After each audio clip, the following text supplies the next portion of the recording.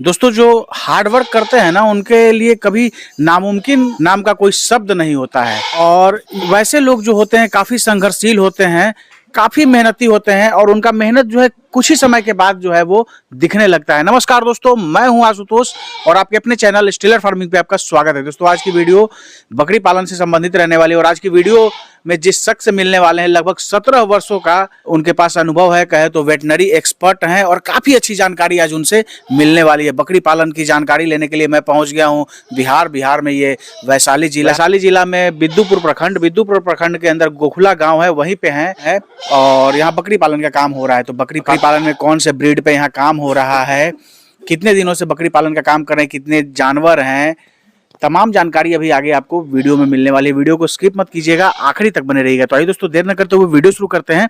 Video शुरू करने से पहले एक रिक्वेस्ट है कि अगर वीडियो पसंद आए तो एक लाइक जरूर करिएगा, चैनल पर नए हैं तो सब्सक्राइब कीजिएगा।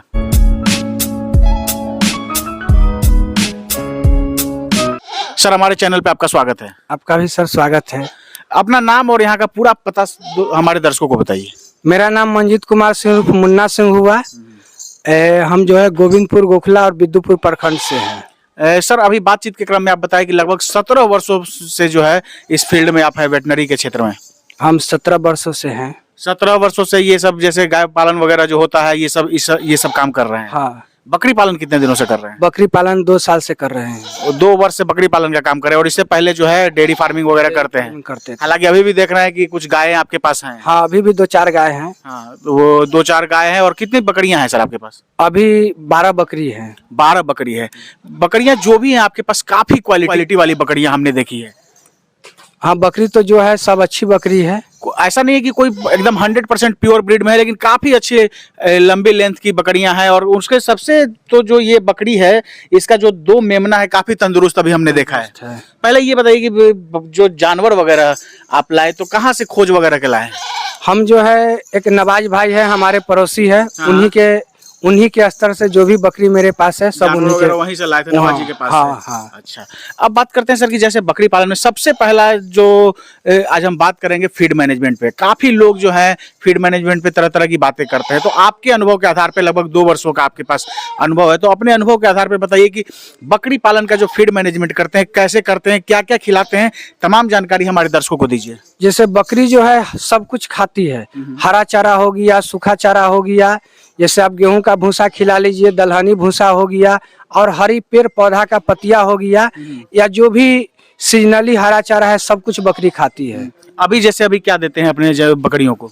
अभी तो हम सूखा चारा, क्योंकि ठंडा का समय है, एक टाइम सूखा चारा खिलाते हैं, दाना खिलाते हैं और एक टाइम हरा चारा खिलाते हैं। हरा चारे में क्या भी दे रहे हैं? हरा चारा में कुछ पेड़ की पत्ता भी खिलाते हैं और केला का पत्ता खिलाते हैं। केला का पत्ता जो है बकरियां खा लेती हैं आराम से, बहुत चाव से खाती है। हाँ। और होता क्या है, बकरी का अपना खाने का आदत बन जाता है।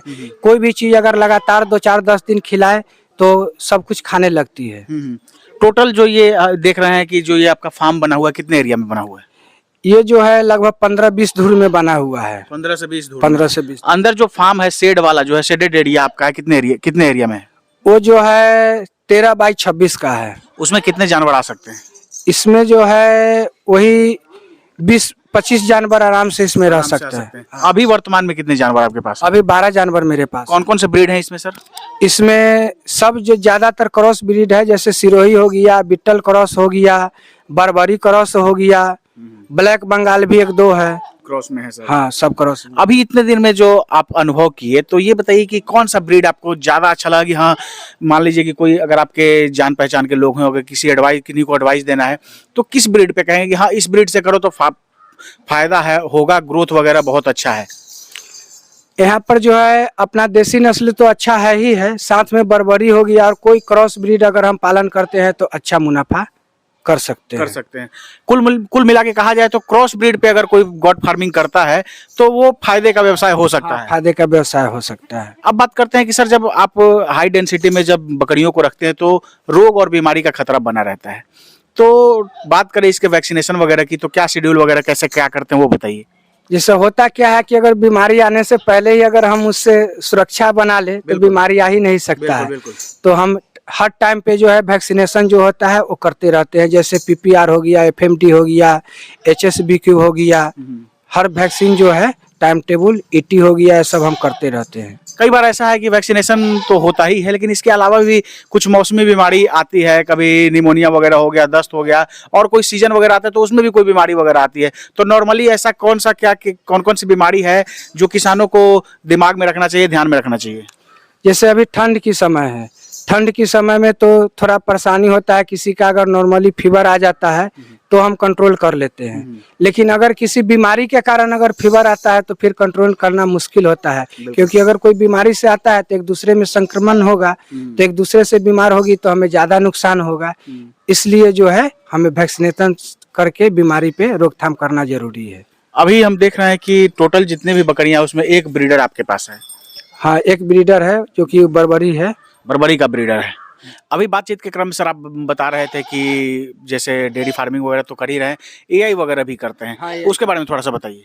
हम जो है बकरी में भी कृत्रिम गर्भाधान करते हैं और बड़े जानवर जैसे गाय भैंस में भी कृत्रिम गर्भाधान करते हैं। अच्छा, गाय वगैरह में तो करते हैं, साथ में बकरियों में भी करते हैं? हाँ, बकरी में भी कृत्रिम गर्भाधान। तो उसके बारे में एक बात आता है कॉमन सा कि बकरियों में जो है कंसीव रेट उतना अच्छा नहीं है, इसके बारे में आपकी क्या राय है? जैसे ये तो है कि इसमें जो है बड़े जानवर की अपेक्षा इसमें कंसीविंग रेट कम है, लेकिन अगर अच्छा तरीके से किया जाए तो इसमें कंसीविंग रेट 50% आता है। अगर इसमें होता क्या है कि अगर अच्छे कंपनी का अगर सीमेंट का अगर हम उपयोग करें और अच्छे एआई कर्ता से अगर हम एआई कराएं तो हमें कंसीविंग रेट बढ़ जाएगा। सर, अगर बकरी पालन में अगर हम एआई की बात करें तो कितनी जरूरी है, या बात करें कितना फायदेमंद है, वो बताइए। जिसे एआई करना, अगर हम बकरा रखना तो संभव, अगर 2-4-5 बकरी रखते हैं तो बकरा रखना संभव है नहीं। अगर बकरा रखते हैं तो खिलाने का कॉस्ट उसको बढ़ता है, बकरे का कॉस्ट होता है। और अगर हम कृत्रिम गर्भाधान करते हैं तो जब जरूरी है तो कराएंगे तो उसमें भी कोई ज़्यादा खर्च आता नहीं है, 60 से 100 रुपया में हमारा खर्च हो जाता है। और इसमें होता क्या है कि अगर हम बकरा अगर अच्छे नस्ल का खरीदते हैं तो 30-40 हज़ार रुपया उसमें फंसाना पड़ेगा, और कृत्रिम गर्भाधान करते हैं तो कोई कृत्रिम गर्भाधान कर्ता को हम बुला करके अगर कृत्रिम गर्भाधान करा लेते हैं तो जब हमारी बकरी हिट में आएगी तभी तो कॉस्ट आएगा, लेकिन अगर बकरा रखते हैं तो लगातार हमें खिलाने का कॉस्ट आएगा, इससे हम बच सकते हैं। और कृत्रिम गर्भाधान से ये है कि जो ब्रीड हमें चाहिए, जैसे बर्बरी चाहिए, सिरोही चाहिए या जमुनापारी चाहिए, जो ब्रीड हमें चाहिए वो हमें मिल सकता है। क्या सावधानी क्या बरतनी चाहिए सर एआई के दौरान? एआई के दौरान कि हमें सही हिट का टाइमिंग पता करना चाहिए कि कब हमारी बकरी हिट में आई। हिट में आने के 18 से 24 घंटा में हमें कृत्रिम गर्भाधान कराना चाहिए। 18 से 24 घंटा के बाद? हाँ, 18 से 24 घंटा के बाद। अब बात करते हैं सर कि जैसे आपके जानवर जो हैं काफ़ी तंदुरुस्त हैं, काफ़ी अच्छे क्वालिटी में दिख रहे हैं, तो इसका क्या मतलब क्या विशेषता है इसकी? इसमें यह है कि हम सबसे पहले खाना में कुछ कम खिलाते हैं वो चलेगा, दाना कम देंगे वो चलेगा, लेकिन साथ में जो है हर समय पे कीड़ा की दवा, हर 3 महीने पे कीड़ा की दवा देते हैं, और साथ में कुछ मिनरल पाउडर भी खिलाते हैं, जो कि तंदुरुस्त रहने की ये कारण है। डिवॉर्मिंग वगैरह कितना जरूरी है? डिवर्मिंग तो बहुत ज़रूरी है, क्योंकि अगर डिवर्मिंग हम नहीं करते हैं, कीड़ा की दवा समय पे नहीं देंगे तो जो बकरी को हम दाना चारा खिलाते हैं वो पूरा का पूरा उसको शरीर में लगेगा नहीं। अगर हम कीड़ा की दवा अगर खिला देते हैं समय पे तो जो खिलाते हैं पूरा के पूरा उसके शरीर में लगेगा। बिल्कुल। जो भी अगर हम कई बार ऐसा देखा गया है, लोग कहते हैं कि हमारे जानवर जो हैं वो ग्रोथ नहीं कर रहे हैं, तो उसका एक कारण ये भी है कि सही समय पे वो डिवॉर्मिंग नहीं करते होंगे, क्योंकि जिसके कारण जो होता होगा, जो पोषक तत्व आप जानवर बकरियों को दे रहे हैं उससे जो कीड़े वगैरह हैं वो खींच लेते होंगे, जिसके कारण ग्रोथ नहीं होता होगा। जो खिलाते हैं वो पूरा उसका शरीर में अवशोषण नहीं हो पाता है। बिल्कुल। तो अगर ग्रोथ नहीं हो रहा है तो इसका एक कारण दोस्तों ये भी हो सकता है कि आप सही समय पे जानवरों की डिवॉर्मिंग नहीं कर रहे हैं। तो जब आप बकरी पालन कर रहे हैं तो डिवॉर्मिंग वगैरह का जो है खास ख्याल रखिए, समय समय पे लगभग 3 महीने पे जो है उनका डिवॉर्मिंग करते रहिए। क्या सर मैं सही कह रहा हूँ? हाँ, एकदम आप सही बता रहे हैं। अब जैसे एक कॉमन सी बात सर बिहार के अंदर है कि बहुत सारे लोग जो है अगर देखा जाए तो औसत निकालिए तो रोज एक दो फार्म लगभग हर जिले में खुलता है, लेकिन पता चल अगर आप कुछ दिन के बाद करेंगे तो वो फार्म बंद हो जाता है। उसका एक कारण आपको क्या लगता है, आप अपने अनुभव के आधार पर क्या पाते हैं? इसे मैं ये बताना चाहता हूँ, बंद होने के कारण ये होता है कि हम सही बकरी का खरीदारी, अगर सही बकरी का हम खरीदारी करेंगे, अच्छा नस्ल का बकरी खरीदेंगे, अच्छा तंदुरुस्त बकरी खरीदेंगे, तो फिर हमें फर्म बंद होने का कोई संभावना नहीं है। फर्म होने का कारण एक ही यही है कि हमारा सही बकरी खरीदारी नहीं होना।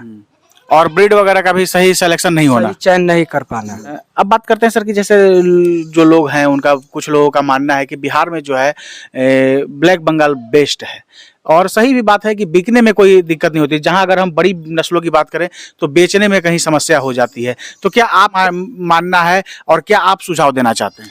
जैसे अगर हम कम लागत से अगर फार्म चालू करना चाहते हैं तो ब्लैक बंगाल माने बेहतर है, लेकिन अगर हम मुनाफा करना चाहते हैं तो हमें बड़े नस्ल की बकरी रखना होगा। केवल ब्लैक बंगाल से हम चाहेंगे कि अपना रोजी रोटी चलाए तो चलने की बात नहीं है। जब तक हम बड़े नस्ल की बकरी नहीं पालेंगे तो हमें ज़्यादा मुनाफा नहीं होगा। जैसे ब्लैक बंगाल अपने बिहार के लिए अच्छी है, लेकिन इसके लिए चराई की व्यवस्था होना बहुत जरूरी है, क्योंकि इसमें जो है बच्चा देने की क्षमता ज़्यादा है और दूध देने की क्षमता कम है।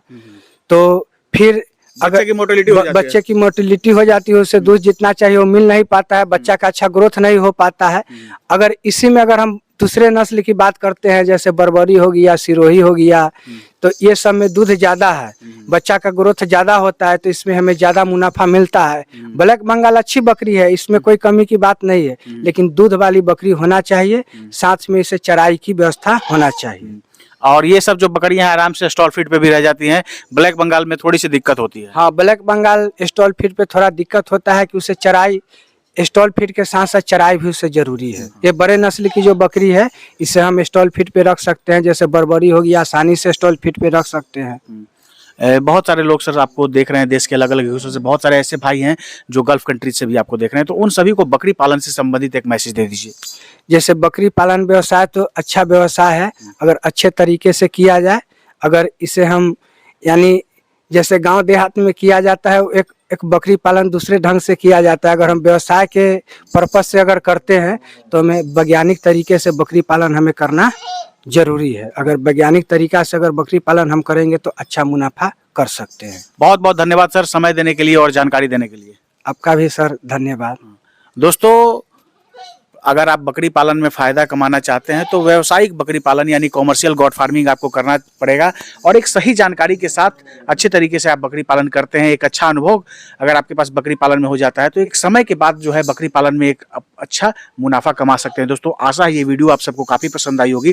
फिर भी हमारे से कोई प्रश्न पूछने से रह गए, आपके अंदर कोई डाउट है तो कमेंट कीजिए, अगले वीडियो में किसान के साथ मैं उस सवाल को साझा करूँगा। दोस्तों, आशा है ये वीडियो आप सबको काफ़ी पसंद आई होगी। अगर पसंद आए तो एक लाइक जरूर करिएगा, चैनल पर न तो सब्सक्राइब कीजिएगा।